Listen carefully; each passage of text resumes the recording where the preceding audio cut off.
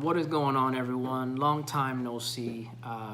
Wanted to get back into this real quick because I do have something that I have to say that's been kind of bothering me, and it's been hitting the news lately because of the release of the iPhone 10, and also because the issues that the Google Pixel 2 XL has been having. And that's the topic of, is your phone or our smartphones worth $1,000 or $850 or almost $1,000 for some phones? I think the conversation in general is I'm going to say it's all relative to the individual itself.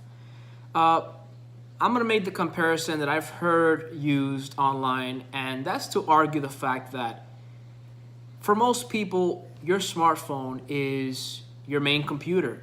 That's what these are. These are pocket computers. These aren't necessarily smartphones anymore. I mean, that's the terminology we use, but they're essentially pocket computers.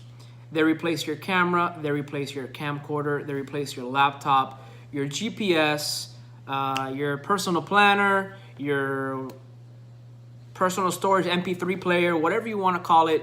It replaces all those devices. So let me start by saying, if you're one of these people who still uses individual GPSs, who still has an MP3 player, which is not likely the case anymore, but you use one of those devices individually. Now, if you were to add up all those individual devices, it's going to add up to quite a bit more than $1,000. And you're going to have to lug around a lot more equipment. So if you just go based on that aspect alone, it's worth it to me. You use your smartphone more than any other device in your inventory, whether it's your laptop, GPS, camera, video camera, whatever. It's used more than anything. You walk around with it every day.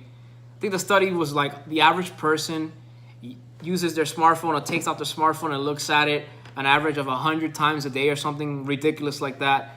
I'm not to say that $1,000 phone is what everyone should buy. Some people just don't have the luxury or the budget to be able to afford such a device, and that's fine. But that's not the conversation that people are having. The conversation has been, is the iPhone 10 worth $1,000? And for whatever it does, and for what it does, it is definitely worth $1,000 when you factor in whatever it does.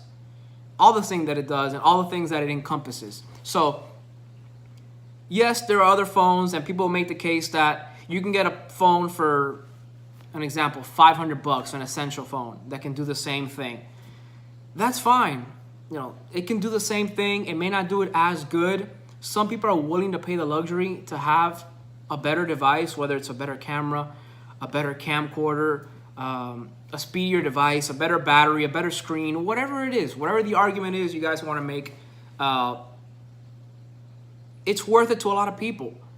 So it's not a one-size-fits-all approach that you can tell somebody, the Pixel is not worth the $900+ with taxes because it has a bad screen, or the screen isn't the best, or the build quality isn't the best, or it's got problems with sound that it emits. Whatever the case may be, some people are willing to look past that because it has such a great camera, such a great video camera. The software is top of the line.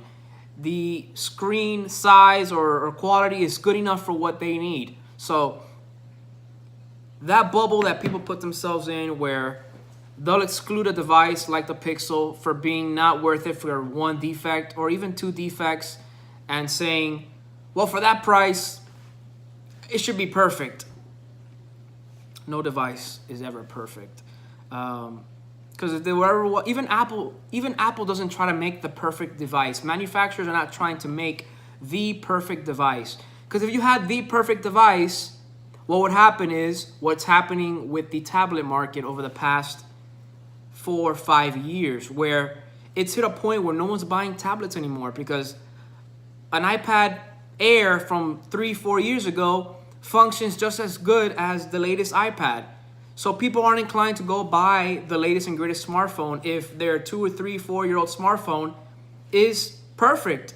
Yes, processors get better, cameras get better, but if you had the perfect device, which had let's just say Apple were to come out with a 4,000 milliamp hour battery in the next iPhone with a 6-inch screen, but in the form factor of an iPhone X or iPhone 10, you had, you know, micro SD card slots, 128 gigabytes out of the box, top of the line camera, top of the line video camera, you know, optimized soft, then what would incline you to go buy the next iPhone? What could they possibly add that would make you run out the following year and upgrade if the previous model has everything you could have ever dreamed of? So let's just stop with the perfect smartphone conversation. There will never be a perfect smartphone because manufacturers will always emit something to keep you wanting the next best thing. Let's just put that out there. So I own the iPhone 10 and the Pixel XL2 for two reasons. One, I always like to have an iOS device because of the games and software. And I do live in the Apple ecosystem with the iTunes movies and whatnot. So I always like to have an iPhone. Now, the Pixel XL2 or the Pixel 2, whichever one you decide to go with, has the best camera bar none on any device you can buy. And I don't care if it's DxOMark telling you that the iPhone 10 had scored a 1 point higher in digital photography than the Pixel XL or whatnot. In day-to-day use, in my comparisons, and in just about most reviewers' day-to-day comparisons, the Pixel XL2's camera is vastly superior, and the front-facing camera on the Pixel XL2 is also vastly superior. They did the portrait mode shooting, the portrait mode, whatever you want to call it, better than Apple. And I love to have always the best camera phone on the market. It's my only camera that I use when I'm out and about. I have 3 kids who I take photos of constantly, so I always need to have the best camera phone. So I rock both devices. I don't carry them with me everywhere I go. Depending on the need or the situation, I'll switch it in and out, my SIM card. But to me, it's worth the money because they're devices that I'm going to use for the next year or a year and a half, just about every day. And I have no problem paying for that premium because it's something I use more than anything. I think I use my smartphone more than I even use my car. Because you use your car to commute, whatever, but your smartphone's with you all the time, even if you're at home, in your room, watching TV, at a movie theater, at a ball game. You're always with your phone. You're always using it. So I'm sorry I went off on a rant. I went a little bit off topic. But for the most part, that is a worth it conversation. Is so beyond stupid in my opinion. And I've used, for my subscribers who've been with me since the beginning, every major flagship smartphone since the original iPhone. And you can go back to when I started this channel back in, I think it was 07, 06, late 06, 07. I've been using these smartphones for many years. You can go back and see my history of the phones I've reviewed or had on the channel. And it's your most used device. By far, it's the device you use more than anything on your day-to-day life. For most people, most tech enthusiasts, most people who have, who enjoy technology, let's just say. Because like I said, I can't factor in, even my parents, it's not their most used device, stuff like that. But I don't know what else to say, guys. I want to cut this video off here. I just want to come on, make this video, and hopefully do more videos going forward. I really enjoy talking tech. I've been motivated to get back into it like I have in the past, but haven't really had the time. I went ahead and purchased a gimbal, a 3-axis gimbal, a Zhiyun Smooth Q from Amazon. It was on sale for like $120, something like that. So I picked one up, and I hope to do some more videos, maybe some car videos. I'm driving to and back from work, where I can just kind of talk and share my thoughts on all the devices that I have or have purchased or I'm looking to purchase. So I look forward to talking with you guys more about it. Leave something in the comments. Do you agree with my viewpoint that top-end smartphones like the Galaxy Note 8, Pixel XL2, iPhone 10 are worth the price, considering what you use it for?